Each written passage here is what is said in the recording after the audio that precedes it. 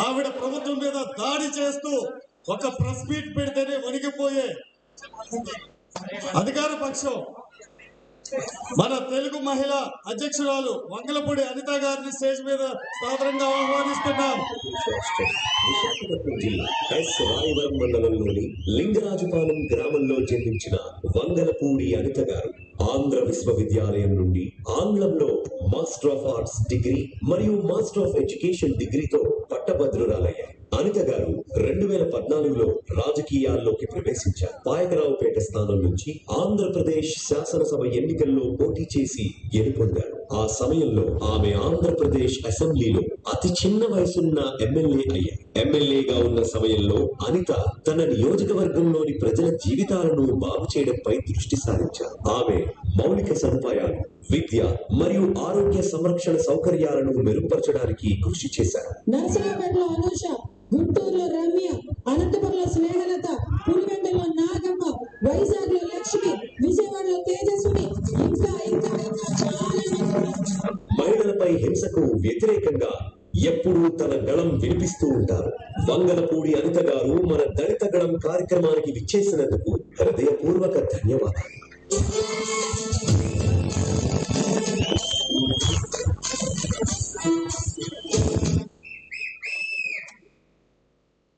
అనిత గారికి హరీష్ గారు వచ్చి ఫ్లోర్ బుక్ ఇవ్వాల్సిందిగా కోరుచున్నాం.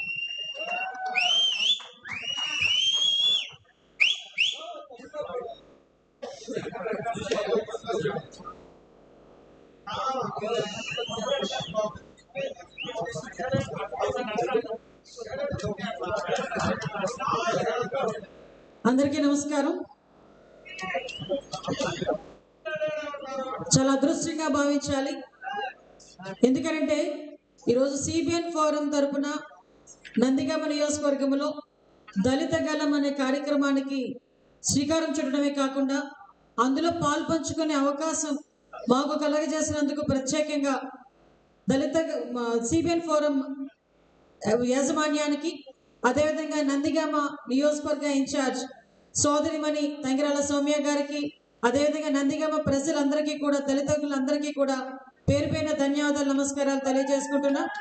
ఈరోజు ఈ కార్యక్రమానికి మాతో పాటు ముఖ్య అతిథిగా విచ్చేసిన పెద్దలు గౌరవనీయులు మాజీ మంత్రివర్యులు నక్కా ఆనందబాబు గారికి, అదేవిధంగా తెలుగుదేశం పార్టీ ఎస్ఎస్ఎల్ అధ్యక్షుడు ఎంఎస్ రాజు గారికి, పెద్దలు గౌరవనీయులు పాల్ బ్యూరో సభ్యులు, మేము ఎప్పుడూ అందరం జాతి పితగా భావించే మా వర్ల రామయ్య గారికి, అదేవిధంగా ఈ కార్యక్రమాన్ని కేసినేని ఫౌండేషన్ ద్వారా ఆర్గనైజ్ చేసినందుకు ప్రత్యేకంగా అన్న చిన్ని గారికి కూడా ప్రత్యేకంగా ధన్యవాదాలు, నమస్కారాలు తెలియజేసుకుంటూ, మన దేవదత్త గారికి, అందరికీ కూడా ఈ కార్యక్రమానికి విచ్చేసిన ఎస్ఎస్ఎల్ ప్రెసిడెంట్స్ కి, జనరల్ సెక్రటరీస్ కి అందరికీ కూడా పేరు పైన, నా సోదరులందరికీ కూడా పేరు పైన ధన్యవాదాలు, నమస్కారాలు తెలియజేసుకుంటున్నా.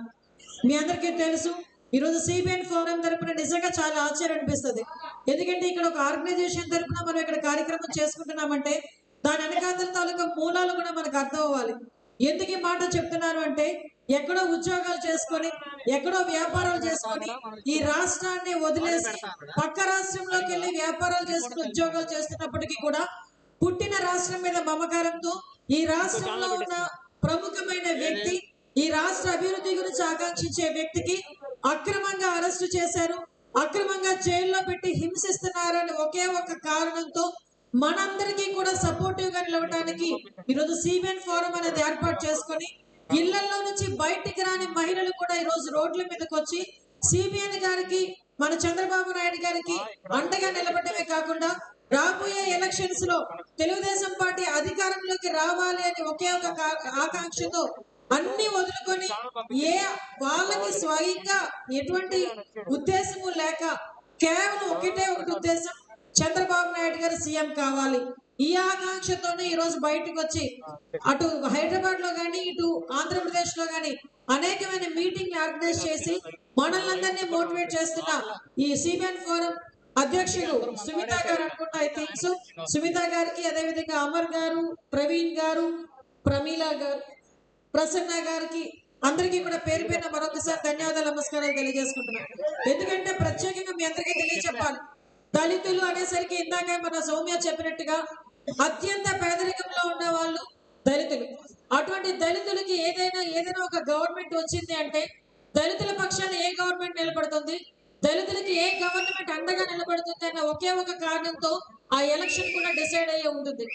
అటువంటిది జగన్మోహన్ రెడ్డి ఆ ఒక్కటి కూడా కనుక్కొని కేవలం దళితుల్ని ఓట్ బ్యాంక్ కిందే మార్చుకొని దళితులకి ఏదో చేసేస్తానని చెప్పి ప్రగల్భాలు పలికి ఎప్పుడు కూడా దళితులు మా పక్షానే ఉన్నారని చూపించుకొని ఈ రోజు అత్యధికంగా మోసం చేసిన వర్గం ఏదైనా ఉందంటే జగన్మోహన్ రెడ్డి దళితుల్ని. ఆ విషయం ఈ రోజు మీరు నేను చెప్పక్కర్లే. రోడ్డు మీదకి వెళ్ళి దళితులు కాని వాళ్ళని కూడా అడిగితే మనలందరినీ కూడా సమన్యాయానికి దగ్గరగా చేయడానికి ఆ రోజు ఆయన కృషి చేస్తే ఈ రోజు ఈ పరిస్థితి ఎలా ఉందిరా అంటే రాజారెడ్డి రాజ్యాంగం నడుస్తుంది. ఇక్కడ చాలా విషయాలు చెప్పాలి. పెద్దలందరూ కూడా సౌమ్య గారు అన్ని విషయాలు చెప్పారు. పాత మనకి ఏ స్కీమ్లు ఉన్నాయి అన్ని విషయాలు చెప్పారు. కానీ ఇక్కడ నేను చెప్పదలుచుకున్నది మాత్రం ఒకటే, ఎందుకు ఈ రోజు దళితులకి సెపరేట్ గా ఒక మీటింగ్ పెట్టుకోవాల్సి వచ్చింది? అందరితో పాటు మనం మీటింగ్ లో కూర్చోవచ్చు కదా, ఎందుకు ప్రత్యేకంగా దళితులకు సంబంధించి మీటింగ్ పెట్టుకోవాల్సి వచ్చింది? దళితులు ఈ రోజు ఎన్ని ఇబ్బందులు పడుతున్నారో మనమందరం కూడా తెలుసుకున్నాం. మేము ఒక దళితులుగా రాజకీయాల్లో ఉండి దళితుల పక్షాన పోరాటం చేస్తున్నందుకు మేము ఎన్ని ఇబ్బందులు పడ్డామో మీకు కూడా తెలియాలి. ఈ రోజు రాబోయే కాలంలో ఇక్కడున్న ప్రతి దళితుడు కూడా రోడ్డు మీదకి ఇంకో 10 మంది దళితులు తీసుకెళ్లి సైకిల్ గుర్తుకు ఓటు వేయించి తీరాలి అని చెప్పి ఇక్కడ కంకణ కట్టుకుని వెళ్ళే పరిస్థితి మనకు కనిపించాలి. ఎందుకు ఈ మాట చెప్తున్నాను అంటే మీ అందరికీ తెలియాలి. డాక్టర్ సుధాకర్ ఎలక్షన్ అయింది, కరోనా టైం సమయం. నాకు ఒక 5 నిమిషాలు టైం ఇవ్వండి, క్లియర్ గా చెప్తా. కరోనా సమయం డాక్టర్ సుధాకర్ మాస్క్ అడిగిన పాపానికి ఆ రోజు అతన్ని పిచ్చోడ్ని చేశారు. ఆ సంఘటన జరిగిన వెంటనే వైజాగ్ లో నాకు తెలియలే, ఈ విషయం మీకు క్లియర్ గా చెప్పాలి. చంద్రబాబు నాయుడు గారు నాకు ఫోన్ చేశారు, అమ్మ అక్కడ సుధాకర్ అనే వ్యక్తిని వాళ్ళు నీచంగా పిచ్చోడ్ని చేసి కొడుతున్నారు, ఆ విషయం ఏంటో కనుక్కో అంటే నేను ఆదరాబాద్గా ఇంటికి వెళ్తే భయపడ్డారు ఆ ఇంట్లో వాళ్ళు. నేను చంద్రబాబు నాయుడు గారు మాట్లాడతారండి అని ఆ తల్లి గారికి నేను ఫోన్ ఇస్తే చంద్రబాబు నాయుడు గారు చెప్పిన ధైర్యం వలనే ఆ రోజు ఆ తల్లి కూడా రోడ్డు మీదకి వచ్చి అంత గట్టిగా పోరాటం చేసింది. ఆయన ఆ రోజు పిచ్చాసుపత్రి నుంచి బయటకు వచ్చాడంటే చంద్రబాబు నాయుడు గారి చలవ. ఆ రోజు ఇప్పటికీ కూడా అతన్ని హింసించి అతని ఆరోగ్యం క్షీణించి చనిపోయేటట్టు చేశారు తప్పించి అతనికి న్యాయం అనేది జరగలే. ఇలాంటి సంఘటనలు ఆ సంఘటనలో నేనే ప్రత్యక్ష సాక్షిని. ఇలాంటి సంఘటనలు అనేక సంఘటనలు జరిగినాయి. రాజమండ్రిలో ఒక అమ్మాయి, చిన్న పిల్ల, ఆ అమ్మాయి మీద అత్యాచారం జరిగింది అని చెప్పి అక్కడున్న వాళ్ళందరూ చెప్తే పరిగెట్టుకొని వెళ్ళారు. ఎంత దారుణమైన పరిస్థితుల్లో దళిత మహిళలు ఉన్నారంటే ఆ అమ్మాయి వయసు 14 సంవత్సరాల వయసు. 3 రోజులుగా అత్యాచారం జరిగి దిశ పోలీస్ స్టేషన్ ఏ రోజైతే ఓపెన్ చేశారో అదే రోజు దిశ పోలీస్ స్టేషన్ ఎదురుగా ఆటోలో అమ్మాయిని వదిలేసి వెళ్ళిపోయారు. అంటే ఒక్కొక్కడికి ఎంత కండకారం ఆలోచించండి. అంటే మమ్మల్ని ఎవడేం చేస్తాడన్న ధైర్యం, మా వెనకాతల జగన్మోహన్ రెడ్డి ఉన్నాడు అన్న ధైర్యం వాళ్ళకి. ఈ రోజు దళితుల మీద ఇన్ని అఘాయిత్యాలు జరుగుతున్నాయి. ఎంత కాకపోతే సుబ్రహ్మణ్యం అనే డ్రైవర్ ని, అనంతబాబు అనే ఎమ్మెల్సీ ఆఖరికి చంపేసి డోర్ డెలివరీ తీసుకెళ్ళిస్తాడండి. ఇంకొక కులంలో ఇమ్మనంటే నా కొడుకులు ఒక్కొక్కటి నేను అంటే అంత చురుకనే పేరు ఈ రోజు ఇదే పరిస్థితి వాళ్ళ కుటుంబాల్లో జరిగితే ఎవరైనా ఊరుకుంటాడా? దళితుల విషయాల్లో జరుగుతుంది కాబట్టి నోరు మూసి కూరుకున్నారు. ఆ రోజు మరి ఎందుకు జగన్మోహన్ రెడ్డి ఈ రోజు వరకు ఆ ఎమ్మెల్సీ అనంతబాబుని బర్తరఫ్ చేయలేపాడు? జైల్లోంచి బయటకు వస్తే ఆ వ్యక్తిని అధికార లాంఛనాలతో పెద్ద ఊరేగింపుగా తీసుకెళ్లాడట. వీడేమైనా స్వతంత్రోద్యమం నుంచి పోరాటం చేసుకుని వచ్చాడా? ఒక దళితుడిని, డ్రైవర్ ని అతి కిరాతకంగా చంపేస్తే బయటికి ఊరేగింపుగా తీసుకొస్తే పోలీసులు వాళ్ళకి కాపలాలు కాసే పరిస్థితి. అంతవరకు ఎందుకు? పులివెందుల్లో నాగమ్మ అని ఒక దళిత మహిళని చంపేస్తే ఆ రోజు ఎంఎస్ రాజు గారు, మేమిద్దరం కూడా పులివెందులు వెళ్ళాం. చాలా మంది భయపెట్టారు, పులివెందులు ఎలా వెళ్తున్నారయ్యా? వెళ్తాం, తెలుగుదేశం పార్టీ జెండా అక్కడ ఉంది, తెలుగుదేశం పార్టీ అక్కడ చచ్చిపోలే, తెలుగుదేశం పార్టీ జెండా ఉన్న ప్రతి చోట కూడా తెలుగుదేశం పార్టీ కార్యకర్త అన్నవాడికి న్యాయం జరిగిద్ది, రక్షణగా ఉంటది అనుకున్నాం. ఆ రోజు నేను తమ్ముడు ఇద్దరం కూడా వెళ్ళాం. వెళ్ళొస్తే చరిత్రలో ఎవ్వడు కూడా పెట్టించుకోడేమో, మేమిద్దరం పెట్టించుకున్నాం. ఏంటో తెలుసా? Atrocity case. దళితులం అయ్యండి మా మీద అట్రాసిటీ కేసులు పెట్టి మేము కోర్టులకు ఈ రోజు కూడా తిరుగుతున్నామంటే ఈ జగన్మోహన్ రెడ్డి గవర్నమెంట్ ఎంత దారుణంగా మనల్ని మోసం చేస్తుందో ఒక్కసారి ఆలోచించండి. మన స్కీములు, సంక్షేమాలు, పథకాలు ఇవన్నీ పక్కన పెట్టండి, అవన్నీ ఎప్పుడో తీసేశాడు. కనీసం దళితులుగా బతకడానికి కూడా ఈ రాష్ట్రంలో మనకి హక్కు లేకుండా పోయే పరిస్థితి ఈ రోజు వచ్చింది. దాన్ని మనం కాపాడుకోవడానికి ఈ రోజు మనందరం కూడా కంకణబద్దులై ఉండాలి. ఒకటే కోరుకుంటున్నా, ఈ రోజు ఎంతో మంది దళిత లీడర్లు ఇందాక పెద్దలు చెప్పినట్టుగా చంద్రబాబు నాయుడు గారు బాలయ్య గారిని తీసుకెళ్లి స్పీకర్ స్థానంలో కూర్చోబెట్టారు. ప్రతిభా భారతి గారిని తీసుకొచ్చి అసెంబ్లీ స్పీకర్ స్థానంలో కూర్చోబెట్టారు. నాలాంటి వాళ్ళని, వల్ల రామయ్య లాంటి గారు వాళ్ళని, నక్కా ఆనందబాబు గారిని తీసుకెళ్లి పోల్ బ్యూరోలో కూర్చోబెట్టారు. దళితులకి సంపూర్ణమైన న్యాయం కలగాలంటే అది కేవలం చంద్రబాబు నాయుడు గారి హయాంలో తప్పించి ఇంకెక్కడా కూడా జరగదు. ఆ విషయాన్ని మీరందరూ గ్రహించుకోండి. నేను ఇంతకంటే ఎక్కువసేపు మాట్లాడే పరిస్థితి కాదు, ఎందుకంటే చాలా మంది మాట్లాడే వాళ్ళు వక్తలు ఉన్నారు, పెద్దలందరూ ఉన్నారు. నేను ఒకటే చెప్తున్నా,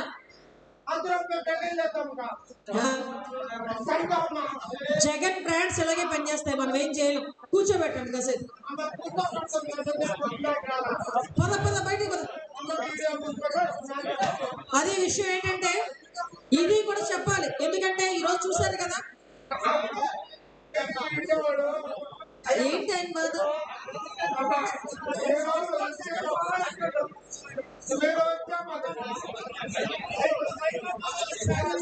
ఆ సైకో పోతాడు. మరి మీరు ఆ జగన్ బ్రాండ్ తాగడం మానేస్తే సైకో పోతాడు. ఎక్కడ సైకో పోతాడు. ఇంకొక విషయం చెప్పి ముగిస్తా. జగన్మోహన్ రెడ్డికి సంబంధించిన బ్రాండ్ల గురించి కూడా చెప్పాలి. ఎందుకంటే అత్యధికంగా నష్టపోతున్నది కూడా దళితులే ఎక్కువ మంది. ఎందుకంటే ఈ రోజు కల్తీ మందిని మన మీద ప్రయోగం చేసి మీ అందరి ప్రాణాలు తీసేసే పరిస్థితి కూడా కనిపిస్తా ఉంది. దయచేసి మీ అందరికీ ఒకటే కోరుకుంటున్నా, ఇవన్నీ పక్కన పెట్టినా రాబోయే కాలంలో మనకు ఒకటి నినాదంతో వెళ్ళాలి. ఇక్కడికి వచ్చిన ప్రతి దళితులు కూడా బయటకు వచ్చి 10 మంది దళితుల్ని మోటివేట్ చేసి రాబోయే కాలంలో చంద్రబాబు నాయుడు గారిని సీఎం చేయాలి. ఈ నందిగామ నియోజకవర్గంలో తంగిరాల సౌమ్య గారిని అత్యధికమైన మెజార్టీతో గెలిపించే బాధ్యత కూడా తీసుకోవాలి. మనస్ఫూర్తిగా తెలియజేసుకుంటూ ఈ అవకాశం ఇచ్చిన మీ అందరికీ కూడా ప్రత్యేకంగా ధన్యవాదాలు, నమస్కారాలు తెలియజేసుకుని సెలవు తీసుకుంటున్నా. జై హింద్, జై తెలుగుదేశం.